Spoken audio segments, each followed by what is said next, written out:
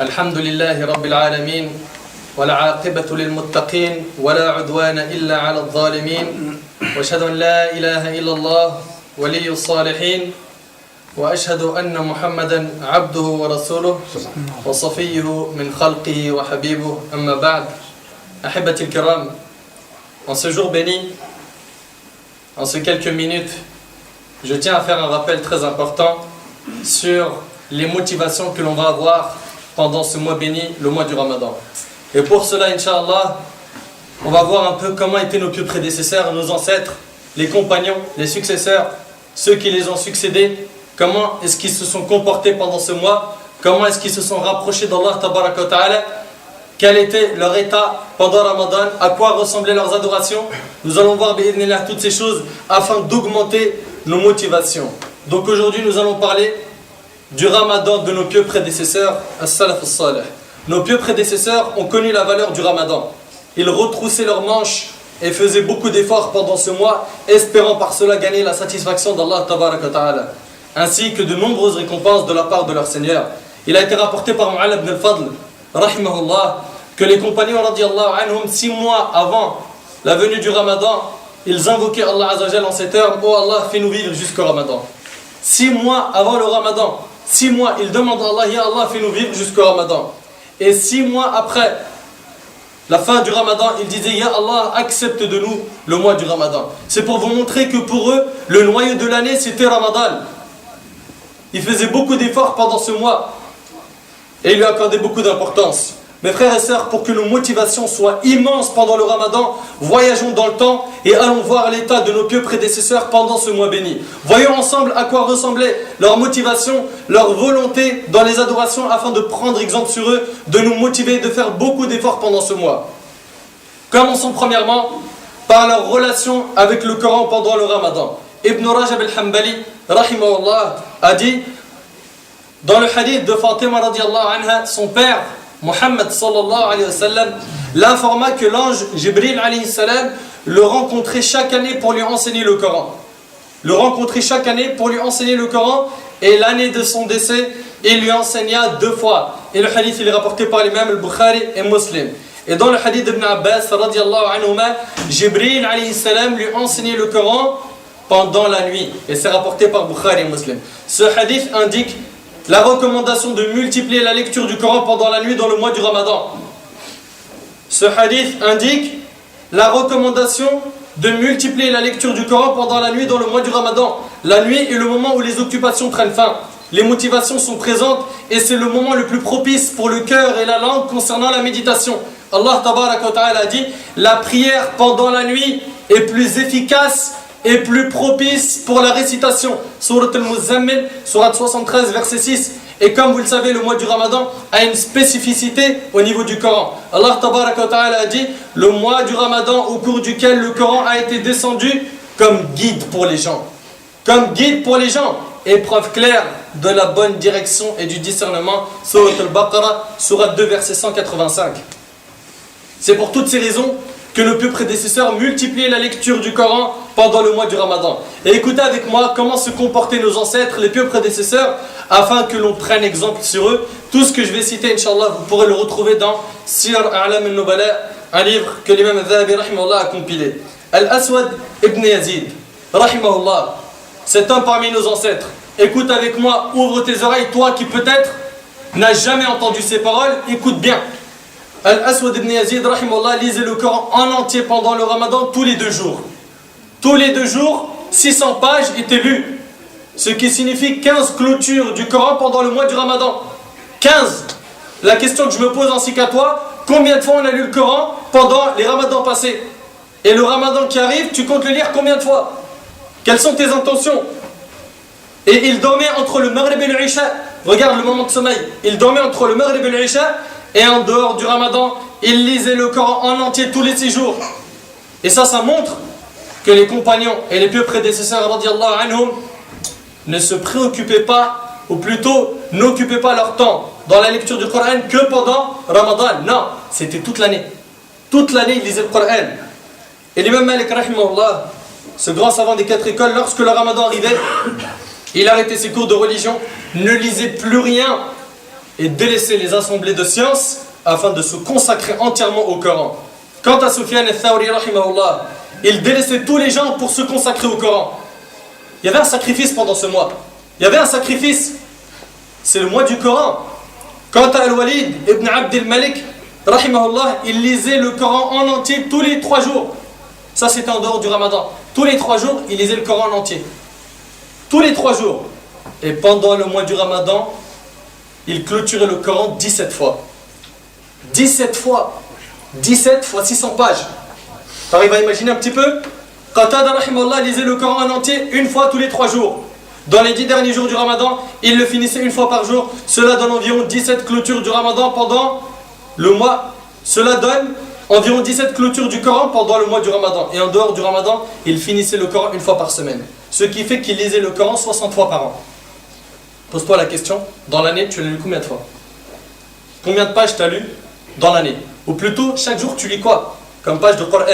Est-ce que tu l'ouvres? Est-ce que tu ressens le besoin de l'ouvrir? Est-ce que tu aimes la parole d'Allah? Est-ce que tu sais que c'est la plus belle des choses que tu peux lire, le Coran al-Karim?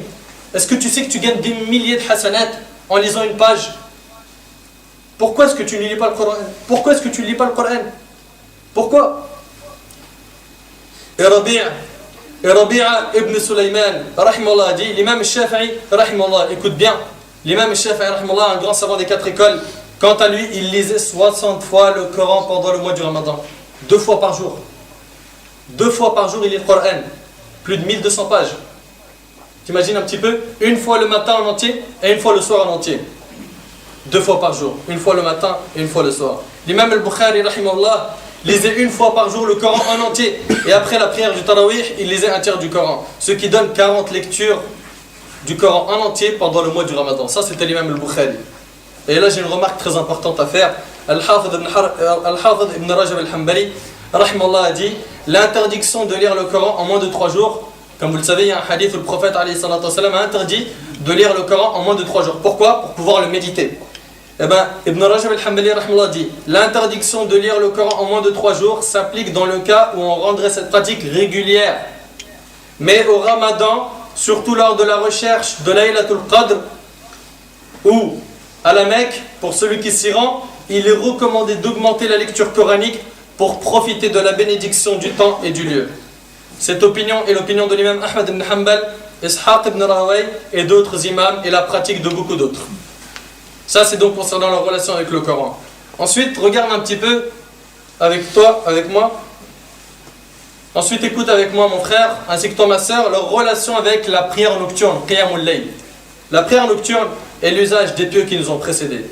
Elle est le commerce des croyants et l'œuvre des gagnants. La nuit est le moment où le croyant s'isole avec son Seigneur, Tabarak wa Ta'ala. C'est pendant la nuit où le croyant s'isole avec son Seigneur, invoque son Seigneur, se plaint à lui et lui demande ce dont il a besoin. Abu Uthman al-Nahdi, rahimahullah, dit j'ai accueilli Abu Hurayra radiallahu anhu en tant qu'invité pendant 7 jours. Abu Hurayra radiallahu anhu, son épouse et son serviteur se partageaient la nuit en 3 tiers pour prier. Chacun priait un tiers puis réveillait l'autre afin d'accomplir à son tour ses louanges à Allah. Quant à Shaddad ibn Aus, lorsqu'il s'allongeait sur son lit, on aurait dit un grain sur une poêle à frire. Ajib, il ne supporte pas de rester sur son lit. Pourquoi? Il veut prier la nuit pour Allah tabaraka ta'ala. Écoute bien, lorsqu'il s'allongeait sur son lit, on aurait dit un grain sur une poêle à frire et il disait ô Seigneur, l'enfer ne me laisse pas dormir. Puis il se levait et priait.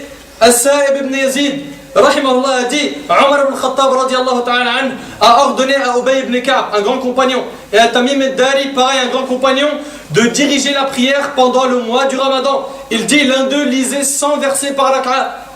100 versets par raka'a. Jusqu'au point où nous nous appuyions sur des bâtons, et ceci car la station debout était longue. Tellement ils aimaient Qiyamul Layl. Ils ne voulaient pas s'asseoir, ils ne voulaient pas se reposer, ils ne voulaient pas rentrer chez eux. Ils restaient debout, ils s'appuyaient sur des bâtons. Alors qu'on sait très bien que Qiyamul Layl n'est pas une obligation. Voilà que le pieux, celui qui aime Allah subhanahu wa ta'ala, aime la prière nocturne. C'est l'usage des pieux qui nous ont précédés, comme l'a dit le prophète alayhi salatu wassalam, un rapprochement envers votre Seigneur, une expiation de vos péchés et un éloignement du mal. Voilà ce qu'a dit notre prophète alayhi salatu wassalam sur Qiyamul Layl. Tel était leur cas. À quoi va ressembler nos nuits pendant Ramadan? Chacun d'entre nous doit se poser la question. Et Malik ibn Abdullah ibn Abi Bakr rahimahullah a dit: j'ai entendu mon père dire, on priait tellement longtemps les prières nocturnes du Ramadan que les serviteurs s'empressaient de nous servir le repas de peur que l'aube se lève. T'imagines? Toute la nuit ils sont en prière. Et ils avaient peur, tellement ils priaient, de rater le repas de fin de nuit, as-sahur. Et c'est rapporté par l'imam Malik dans le Muwatta. Et selon Daoud ibn al-Hussein, selon Abdurrahman ibn Hurmuz, qui a dit: les récitateurs dirigeaient la prière en récitant Surat al-Baqarah en 8 rak'at. 8 rak'at, 8 unités de prière. Surat al-Baqarah, 2 jours et demi, à peu près 50 pages. À peu près 50 pages en 8 rak'at. Aujourd'hui, vous le savez très bien, beaucoup de mosquées, pour ne pas généraliser, ne lisent qu'un hizb, 10 pages, en 8 rak'at. Et les gens se plaignent. Les gens ne sont pas contents. Les gens disent: l'imam, il devrait raccourcir. Ou je vais prier chez moi, c'est mieux. Imaginez-vous, 10 pages, on ne les supporte pas derrière l'imam, et eux, ils lisaient 50 pages en 8 rak'at, et ils disaient que lorsqu'un récitateur récitait cette sourate sur 12 rak'at, il considérait qu'il avait allégé la prière. Il considérait qu'il avait allégé la prière. Et Nafi' rahimahullah a dit: Ibn Umar Ibn al-Khattab radiallahu anhu n'accomplissait pas de prière nocturne chez lui pendant le Ramadan. Lorsque les gens quittaient la mosquée, il prenait avec lui un récipient d'eau, puis il se rendait dans la mosquée du prophète alayhi salatu wasalam, et il n'en sortait qu'après avoir prié la prière de subh. Toute la nuit, il est où? Dans la mosquée du prophète alayhi salatu wasalam. Il ne sortait qu'après salat subh. Ça, c'était les pieux prédécesseurs. Toi qui prétends les suivre, comment vas-tu te comporter pendant ce mois? À quoi vont ressembler tes prières? À quoi va ressembler ta lecture de Coran? Toi qui aimes les compagnons, toi qui t'attaches aux compagnons, toi qui dis: je suis les salafs, à quoi vont ressembler tes efforts pendant ce mois? Chacun doit se poser la question. C'était des humains, et nous aussi on est des humains, on est capable de faire comme eux. On est capable, seulement on doit se motiver. Mais les motivations aujourd'hui, hélas, sont tombées par terre. Ça, c'était concernant leur prière. Concernant leur générosité, la générosité des pieux prédécesseurs pendant le mois du Ramadan. Ibn Abbas radiallahu anhuma rapporte que le prophète alayhi salatu wasalam était l'homme le plus généreux. C'était au mois du Ramadan, quand il rencontrait Jibril alayhi salam, qu'il était le plus généreux. Or, Jibril alayhi salam le rencontrait à chaque nuit du Ramadan, où ils étudiaient ensemble le Coran. Quand Jibril rencontrait le prophète alayhi salatu wasalam, ce dernier était certainement plus généreux à dispenser le bien que le vent qui souffle sans arrêt. Rapporté par Bukhari et Muslim. T'imagines? Ça, c'était la générosité du prophète alayhi salatu wasalam, comme un vent qui souffle sans arrêt. À quoi va ressembler notre générosité envers les membres de notre famille? Envers ceux de notre famille qui se trouvent en France ou dans d'autres pays et qui ne trouvent pas de quoi manger, qui n'ont pas d'eau potable, qui n'ont pas de vêtements. À quoi va ressembler notre générosité envers les pauvres, ceux qui ont lancé des appels en Somalie, en Palestine, au Togo et dans tous ces pays? À quoi va ressembler notre générosité envers les mosquées et les maisons d'Allah? À quoi va ressembler notre générosité envers ceux qui sont dans le besoin? Est-ce qu'on va dépenser fisabilillah pendant ce mois, ou est-ce qu'on va être avare? Allah déteste l'avare. Le prophète alayhi salatu wassalam demandait la protection d'Allah azza wa jal contre l'avarice. Seras-tu avare pendant ce mois, ou vas-tu dépenser fisabilillah sans compter? Car au final, tu sais très bien que pendant Ramadan, les bonnes actions sont multipliées par des chiffres que seul Allah subhanahu wa ta'ala connaît. L'imam Ibn Rajab rahimahullah rapporte que l'imam Shafi'i rahimahullah a dit: j'aime chez l'homme l'augmentation de générosité pendant le Ramadan, afin de suivre par cela le messager d'Allah sallallahu alayhi wa sallam. Et quant à Ibn Umar radiallahu anhuma, il jeûnait et ne rompait son jeûne qu'avec les pauvres. Il rompait son jeûne qu'avec les pauvres. Vas-tu nourrir des pauvres? Vas-tu inviter des pauvres? Vas-tu être à la cause de la rupture des jeûnes des pauvres? Vas-tu penser à cela? Ou plutôt à tes invitations, aux invitations des familles, des amis, des proches, de ceux que tu connais, et tu délaisses les pauvres? Subhanallah, pendant Ramadan, on a tendance à inviter ceux qui mangent bien, ceux qui ne se plaignent pas d'un manque de nourriture et de boissons, et on laisse les pauvres. Les pauvres, personne ne les invite. On se dit: ils vont aller à la mosquée, on verra pour eux. Mais il est où ton cœur? Comment peux-tu prétendre suivre le prophète alayhi salatu wassalam pendant le mois du Ramadan, alors que tu n'es généreux qu'avec une minorité de gens, ou une catégorie de gens? Ibn Umar quand il jeûnait, il ne rompait son jeûne qu'avec les pauvres. Et si sa famille l'en empêchait, il ne mangeait pas cette nuit. Il se privait de nourriture cette nuit. Et lorsqu'un mendiant venait le voir alors qu'il mangeait, il se levait, il lui donnait sa part de nourriture. Imagine-toi, il a une part, la famille a pris donc le grand plat et a divisé ça en plusieurs parts. Ibn Omar il a sa part, Afwan. Ibn Omar il a sa part, le mendiant vient, il lui donne sa part. Il ne mange pas. Il lui donne sa part. Et à son retour, il s'apercevait que la famille avait mangé tout ce qui restait dans le plat. Et c'est ainsi qu'il dormait sans avoir mangé. Et le lendemain, il reprenait son jeûne. C'était pas un souci pour lui. L'essentiel, c'était que les pauvres mangent. L'essentiel, c'est que ceux qui sont dans le besoin mangent. Et on remarque que pendant toute l'année, alhamdulillah, Allah il nous facilite de manger. Et pendant Ramadan, on mange peut-être beaucoup plus qu'en dehors de Ramadan. Pourtant, on mange que 2 fois, une fois le matin et une fois le soir. Le soir, va voir tout ce qu'on fait à manger et tout ce qui est jeté à la poubelle.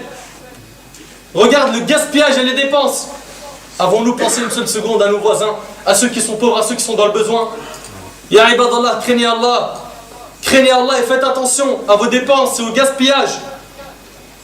Et Yunus ibn Yazid rahimahullah a dit, Ibn Shihab al-Zuhri, ce grand parmi les tabi'in, disait, quand le Ramadan commence, on s'occupe de la récitation du Coran et on nourrit les pauvres. Ils avaient un but.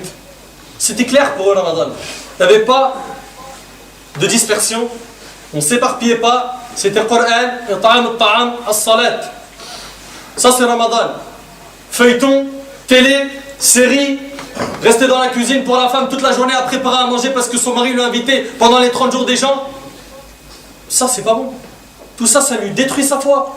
Comme toi, tu penses à ta foi et tu penses à ta relation avec Allah pendant ce mois, pense à ta femme. Ne l'enferme pas dans la cuisine à lui dire je t'ai invité des gens, je t'ai invité tout le mois. Elle est en train de préparer des plats. Et quand elle doit se reposer, Meskina, elle ouvre la télé et elle regarde ce qu'elle a regardé, n'importe. Une série, une caméra cachée, et on est fatigué. C'est pas ça Ramadan. Ramadan, c'est pas le mois du ventre. C'est pas le mois de la télé. La télé, tu dois pas l'ouvrir pendant ce mois. C'est le mois du Coran. C'est le mois des efforts. C'est le mois où on doit mettre le plein de kérosène pour que tu puisses voler toute l'année sans chute. Et si tu mets pas le plein, tu risques de voler pendant 2 mois et t'écrouler 3 mois après, 4 mois après ou 5 mois après, comme c'est le cas de plusieurs personnes qui mettent pas assez le paquet au niveau de quoi? De leur foi pendant Ramadan. Ils se rechargent la foi un petit peu, légèrement, et après, c'est la chute libre après la fin du mois. Pourquoi il n'a pas fait assez d'efforts pendant ce mois? Et quant à Hamad ibn Abi Sulayman, rahimahullah, il nourrissait 500 personnes pendant le mois du Ramadan. Imaginez-vous, ça c'est une seule personne qui nourrissait 500 personnes pendant le mois du Ramadan. Et après l'Aïd, la fête de l'Aïd, il leur donnait à chacun 100 dirhams. Prenons exemple sur eux. Prenons exemple sur eux. Nos pieux prédécesseurs ne pensaient pas qu'à manger pendant ce mois. Ils pensaient surtout à satisfaire Allah tabaraka wa ta'ala, à se purifier, à augmenter leurs bonnes actions. Pendant ce mois, nos pieux prédécesseurs préservaient leur langue. Nos pieux prédécesseurs préservaient leur langue et parlaient peu. Selon Abu Hurayra radiyallahu anhu, le prophète alayhi salatu wasalam a dit, celui qui n'abandonne pas le mensonge, Allah n'a pas besoin qu'il s'abstienne de manger et de boire, rapporté par le Bukhari. Et Al-Muhallab rahimahullah a dit, il y a une preuve dans ce hadith qu'il faut s'abstenir des obscénités et des mensonges comme il faut s'abstenir de manger et de boire. Et si la personne ne s'abstient pas de cela, la récompense de son jeûne diminuera et il s'exposera à la colère d'Allah et il risque qu'Allah n'accepte pas de lui son jeûne. Et selon Abu Hurayra radiyallahu anhu, le prophète alayhi salatu wasalam a dit, quand l'un de vous est dans son jour de jeûne, qu'il s'abstienne de dire des grossièretés et d'élever la voix. Hélas, aujourd'hui, il y en a qui élèvent la voix et qui disent des grossièretés sous prétexte qu'ils jeûnent. Il suffit qu'il soit à peu près 15-16 heures, ou plutôt 19-20 heures, c'est bientôt le Maghreb, quelqu'un le bouscule, quelqu'un lui dit une parole déplacée pour qu'il s'emporte. Il lui dit hey, s'il te plaît, et il crie. Attention, je jeûne. Subhanallah, justement, si tu jeûnes, tu ne dois pas crier. Justement, si tu jeûnes, tu ne dois pas dire des grossièretés, tu ne dois pas dire de mauvaises paroles. Le prophète alayhi salatu wassalam dit dans le hadith, quand l'un de vous est dans son jour de jeûne, qu'il s'abstienne de dire des grossièretés et d'élever la voix. Si quelqu'un l'injurie ou le provoque au combat, qu'il dise je suis en état de jeûne, inni sa'im. Et le hadith est rapporté par Bukhari et Muslim. De même, Omar ibn Khattab radiyallahu anhu a dit, le jeûne n'est pas seulement dans le fait de s'abstenir de manger et de boire, mais il est aussi dans le fait de s'abstenir de mentir, de dire des mauvaises paroles, de dire des futilités et de jurer rapporté par Ibn Abi Shayba. Certains ils pensent que le jeûne, c'est je mange pas et je bois pas. Non. Tes yeux jeûnent, tes oreilles jeûnent, ton ventre jeûne, ta langue jeûne, tes mains jeûnent, tes pieds jeûnent, tout ton corps jeûne, tout ton corps s'abstient de commettre le haram. On a des gens aujourd'hui qui sont comme ça. Wallahi. Et tu as même des jeunes qui disent ouais, c'est le ramadan américain. Nous on veut ni ramadan américain ni taïwanais. On veut un ramadan conforme à la sunna du prophète alayhi salatu wassalam.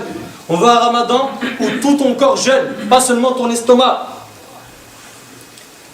Et quant à Talq, rahimahullah, lorsqu'il s'agissait d'un jour de jeûne, il restait chez lui et ne sortait que pour la prière. Rapporté par Ibn Abi Shayba. Pourquoi il sortait que pendant la prière? Pour ne pas utiliser sa langue dans le mal. Il voulait préserver sa langue de mauvaises paroles, alors il restait chez lui et il ne sortait que pendant les moments de prière. Et Jabir ibn Abdullah radiyallahu anhu a dit, lorsque tu jeûnes, que ton ouïe t'a vu et ta langue jeûne du mensonge et des péchés, rapporté par Ibn Abi Shayba. Et pour terminer, mes frères et sœurs, ne perdons pas notre temps pendant le mois du Ramadan et en dehors du mois du Ramadan. Prenons exemple sur nos ancêtres, les pieux prédécesseurs, sur leur gestion de temps. Wallahi al-Azim, ils faisaient très attention à leur temps. Al-Hassan al-Basri rahimahullah a dit, ô enfant d'Adam, tu n'es qu'un laps de temps et chaque jour qui s'en va, c'est une partie de toi qui s'en va avec. Tu n'es qu'un laps de temps. On va tous mourir un jour. On va tous être un jour devant le Seigneur des mondes. Comme dans le hadith de Adi ibn Hatim radiyallahu anhu. Le hadith il est rapporté par l'imam al-Bukhari et Muslim. Le prophète alayhi salatu wasallam a dit, il n'est pas une personne d'entre vous qui ne sera pas amené à parler à son Seigneur sans qu'il n'y ait aucun interprète entre elle et Allah. Chacun d'entre nous sera exposé. Chacun d'entre nous sera exposé au Seigneur des mondes. Et c'est une occasion en or qui se présente à nous, le mois du Ramadan. Allons-nous profiter de ce mois? Allons-nous nous motiver et motiver notre entourage? Allons-nous augmenter nos bonnes actions, sacrifier notre temps, sacrifier nos passions pour pouvoir s'accrocher au Coran, s'accrocher aux prières nocturnes, dormir peu, manger peu, rencontrer peu les gens et se renforcer côté iman, côté foi? Allons-nous faire des efforts pendant ce mois? Allons-nous profiter de notre temps?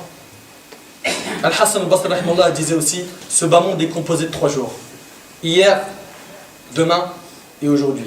Hier est parti avec ce qu'il contient. Demain, il est possible que tu ne l'atteignes pas. Et concernant aujourd'hui, il t'appartient, œuvre donc. Œuvre donc. Et le noble compagnon Abdullah ibn Mas'ud radiyallahu anhu a dit, je ne regrette rien autant qu'un jour où le soleil s'est couché sans que mes œuvres n'aient augmenté. Voilà ce que Abdullah ibn Mas'ud radiyallahu anhu regrettait chaque jour. C'était que un jour était passé sans que ses œuvres n'aient pu augmenter. Est-ce que chaque jour tu fais augmenter tes œuvres? Est-ce que chaque jour tu en apprends un peu plus sur ta religion? Est-ce que chaque jour tu évolues? Est-ce que chaque jour tu fais un pas vers l'avant? Ou est-ce que tu stagnes? Ou est-ce que tu recules? Chacun doit se poser la question et chacun connaît très bien la réponse. L'imam Ibn al-Qayyim rahimahullah disait, la perte de temps est pire que la mort, car la mort te coupe de ce bas monde et de ses habitants, alors que la perte de temps te coupe d'Allah Azza wa Jalla. Perdre son temps, c'est pire que la mort. Il y a des gens aujourd'hui, ils se vantent de perdre leur temps. Il y a des gens aujourd'hui, ils trouvent des moyens pour perdre leur temps. Et ils appellent des amis pour pouvoir perdre leur temps. Comment? Ton temps, c'est ce que tu as de plus cher. C'est ce que tu as de plus cher. Et Allah subhanahu wa ta'ala te questionnera sur ton temps. Et As-Suray ibn al-Muflis rahimahullah a dit, si tu t'attristes pour ce que tu as perdu comme argent, pleure pour ce que tu as perdu de ta vie. Si tu t'attristes pour ce que tu as perdu comme argent, pleure pour ce que tu as perdu de ta vie. Tels étaient nos ancêtres, les pieux prédécesseurs. Ils ont certes levé la barre très haute, mais sachez qu'alhamdulillah, il y a toujours des motivés dans notre ummah. Mon frère ainsi que toi ma sœur, mets-toi en tête que si tu ne peux pas faire exactement comme eux, au moins cherche à leur ressembler afin de récolter le succès le jour où ni les biens ni la famille ne pourront être utiles. أسأل الله سبحانه وتعالى أن ينفعني بما قلت وأن ينفعكم بما سمعتم وأسأله عز وجل أن يجعل جمعنا هذا جمعا مرحوما.